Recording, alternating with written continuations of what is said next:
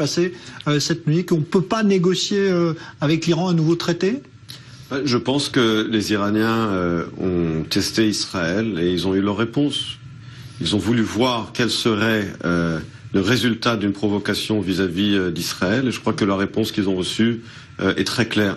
Et cela constitue un revers pour eux, pas seulement parce que la réplique d'Israël a été dévastatrice pour l'Iran, mais également parce que je vous rappelle quand même que la veille de cette réplique israélienne, Netanyahou a été l'invité d'honneur de Vladimir Poutine à Moscou pour les 73 ans de la victoire russe contre l'Allemagne nazie.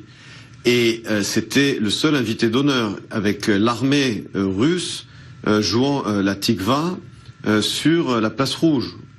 Donc c'était aussi un message, je pense, vis-à-vis des Iraniens, parce que c'est vrai que la Russie est devenue de facto l'allié de l'Iran au Proche-Orient, mais ce dont on s'aperçoit aujourd'hui, c'est que on craignait beaucoup ces derniers jours, ces dernières semaines, un affrontement entre la Russie presque et Israël, puisque la Russie semblait effectivement défendre Assad à tout prix.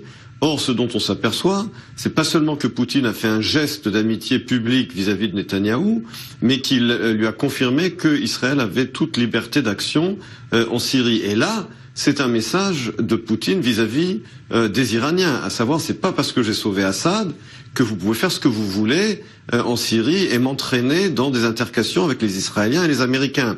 Donc c'est un carton rouge, je dirais, de la part de Poutine vis-à-vis des Iraniens, ce qui est une évolution intéressante et qui a dû certainement beaucoup décevoir les Iraniens. Donc diplomatiquement, ils ont eu quand même le message de Poutine à leur égard avec l'invitation de Netanyahou, et puis militairement, il faut le dire, ils se sont pris une tannée. Ouais. Question malade.